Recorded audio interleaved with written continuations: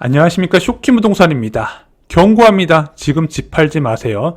오늘 영상 주제는 유주택자를 위한 주제입니다. 그 중에서도 갈아타기 고민 중이라면 오늘 영상 끝까지 보시는 것을 추천드립니다. 여러분, 인생이 달린 이야기예요. 11호 대책 이후에 시장 흐름 어떻게 되는지 아시죠? 10억대 아파트 상승이 본격화되고 있습니다. 또한 비규제 지역의 수요 증가와 호가 상승세가 나타나고 있어요.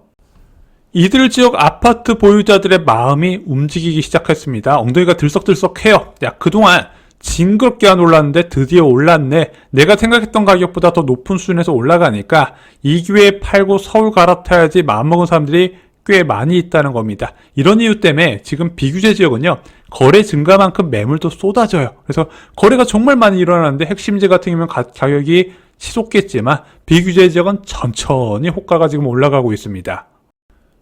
이런 분들이 집을 파는 거 솔직히 너무 쉬워요. 원래 겨울은 전통적인 비순김에도 불구하고 이런 풍선 효과 기대 지역에서는 지금 집 파는 게 굉장히 간단하다는 겁니다. 매도까지 일주일도 안 걸리는 경우가 많아요. 문제는 그 다음 움직임이 막히는 경우가 많다는 겁니다.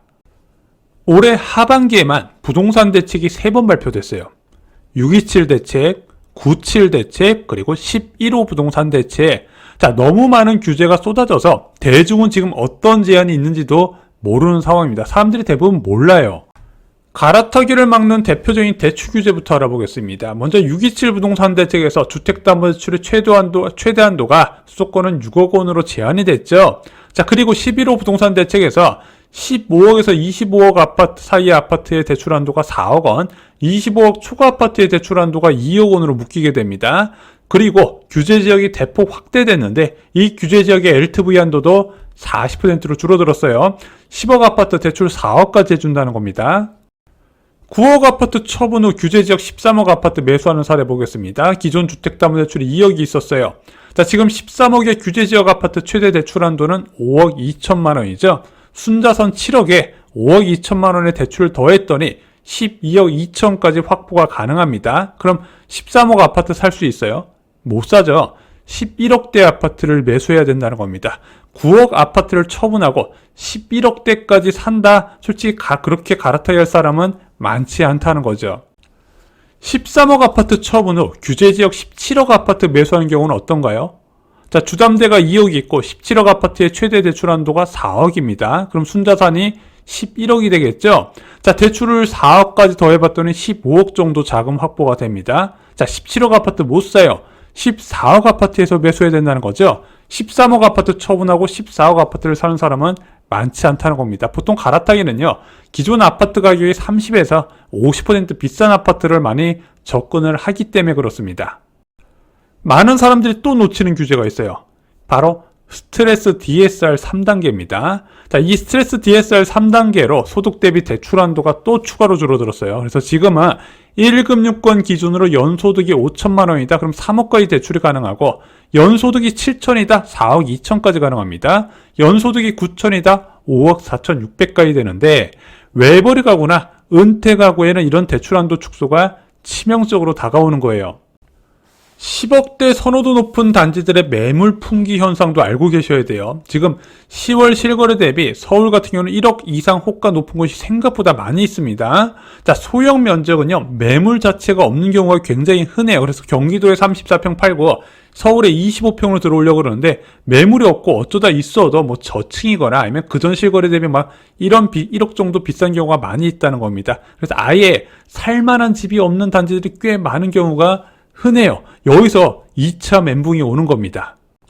2주택 이상자들은요, 훨씬 어렵습니다. 먼저 취득세 중과제도가 있어요. 1주택자가 규제지역 주택 구입 시 취득세 8%가 적용이 됩니다. 이걸 유예받으려면 3년 내에 기존 주택을 처분하면 되죠. 자, 문제는 주택담보대출 규제입니다. 대출 실행 시 6개월 내 실거주 의무를 해야 되고요. 기존 주택 처분 의무도 붙습니다. 여기에 토지거래 허가구역까지 광범위 지정된 상황이죠. 그러다 보니까 선택지가 굉장히 줄어들어요. 다주택자가 보유주택 중 한 채만 팔면 생기는 일, 먼저 규제지역의 갭투자 불가, 여기에 실거주 아파트 매수 불가도 붙는 겁니다. 기존 주택 처분 의무가 6개월 내 붙기 때문에 그래요. 그래서 선택지가 굉장히 제한이 됩니다. 현재 다주택자들이 가장 많이 고민하는 게 모두 처분하고 똘똘한 채로 이동을 한 겁니다. 그래서 두 채, 세 채 보유한 사람이 다 팔고 고가 1주택으로 갈아타려고 그래요. 자, 문제는 지금 토지거래 허가구역이 지정되지 않았습니까? 이 규제 지역은 세입자 퇴거 전까지 매도가 불가능한 거예요. 여기에 상급지 대출한도마저도 축소가 되지 않았습니까? 그래서 막상 이것을 처분한다 하더라도 원하는 수준의 주택을 구입하지 못할 가능성이 굉장히 높다는 거예요. 그래서 지금 집을 함부로 팔면 안 되는 거예요. 시장 흐름도 생각해 보실 필요가 있습니다. 지금 규제의 풍선 효과가 분명히 나타나고 있거든요. 이 풍선 효과가 생각보다 강력합니다. 자, 문재인 정부 당시 풍선 효과 저희가 예전에 한번 분석해 드린 적이 있었는데, 이 풍선 효과에 따라서 규제 지역 지정 전까지 한 20에서 40% 올랐고요. 규제 지역 지정 후에도 한 10에서 20% 추가 상승을 했다는 겁니다. 그래서 지금 풍선 효과가 유입되는 와중에 지금 조금 올랐다고 팔면은 후회할 수도 있다는 거예요. 이게 주택 처분은 굉장히 신중해야 되는 게, 이거 내가 만약에 처분하고 집값이 오르잖아요. 우울증 올 수도 있다니까요. 쉽게 파는 물건이 아닙니다. 그래서 현재 가장 최악의 시나리오가 뭐냐? 주택 처분이 끝났어요. 자, 근데 갈아타려고 봤더니 매물이 없거나 또는 대출 규제로 갈아타기가 안 되네. 반면에 내가 매도한 아파트가 팔자마자 막 계속 올라갑니다. 자, 그러면서 스트레스가 굉장히 커져요. 이건 시장이 무엇인가 잘못됐다. 그러면서 전세로 살면서 지켜보자고 생각을 합니다. 이거 제가 장담드리는데 인생 제대로 꼬이는 길이에요. 자, 아파트 갈아타기의 원칙, 내가 주택을 처분하고 나서 매수하는 기간은 아무리 늦어도 3개월을 넘기면 안 됩니다. 그 기간이 길면 길수록 후회하게 될 거예요. 이건 제가 분명히 말씀드릴 수 있습니다. 이제 유주택자분들은요, 주택 처분 시 반드시 확인을 하셔야 됩니다. 첫 번째, 목적입니다. 왜 파느냐? 그냥 단순하게 올라서 이 지역이 안 올랐기 때문에 이참에 팔아봐야겠다, 이런 식으로 접근하면 절대로 안 되는 거예요. 목적이 뚜렷해야 됩니다. 내가 이것을 처분하고 분명히 그동안 갖고 싶었던 아파트로 간다, 교육이 더 좋은 곳으로 간다, 교통이 더 좋은 곳으로 간다, 아니면 거주 만족도가 높은 곳으로 간다, 명확하게 하셔야 됩니다. 그리고 갈아탈 곳을 최소 3곳 이상 진짜 발로 뛰면서 그 지역에 내가 갈아탈 매물이 있는지, 그리고 실제 있다면은 대출 한도가 돼서 내가 실제적으로 실행에 옮길 수 있는지 최소 2명 이상의 대출 상담사나 은행 창구 직원을 통해서 확인을 받으셔야 되고요. 마지막으로 양도세나 이제 취득세 같은 대출도 다주택자는 한번 꼭 체크를 하시기 바랍니다. 양도세가 생각보다 많이 나오는 경우가 있어요. 그러면서 갈아타기를 뒤늦게 포기하신 분도 계시거든요. 이것도 가계약금 받기 전에 다 결정을 해 놓으셔야 된다는 겁니다. 오늘 영상 결론 말씀드리겠습니다. 627 대책과 11호 대책 이후에 갈아타기가 어려워졌습니다. 거의 불가능해진 수준으로 적용받는 사람들이 많이 있어요. 특히 다주택자는요, 처분 시 선택지가 크게 줄어들게 됩니다. 그러면서 이 다주택자도 쉽게 주택을 처분하면 안 되는 상황이라는 거 꼭 인지를 하셔야 돼요.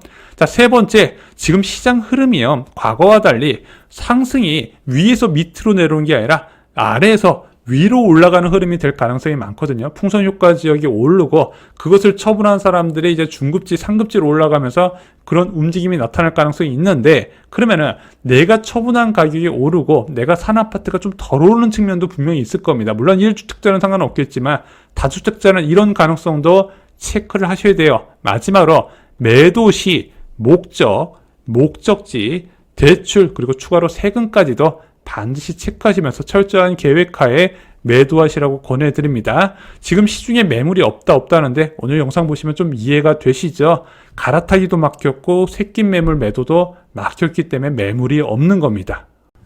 오늘 준비한 소식은 여기까지입니다. 이거 굉장히 중요한 내용이기 때문에 이 영상 보시고 생각나는 사람이 있으면 꼭 공유해 주시기 바랍니다. 자, 그리고 선착순 부동산 상담도 시작합니다. 8분을 모시고 내 집 마련, 투자, 청약, 자살 레벨식의 모든 것을 답변드립니다. 신청 후 7일간 자유롭게 상담 가능하니까 궁금하신 건 다 해소하실 수 있을 겁니다. 신청은 고정 댓글을 확인해 주세요. 신청이 마감되면 고정 댓글은 사라집니다. 감사합니다.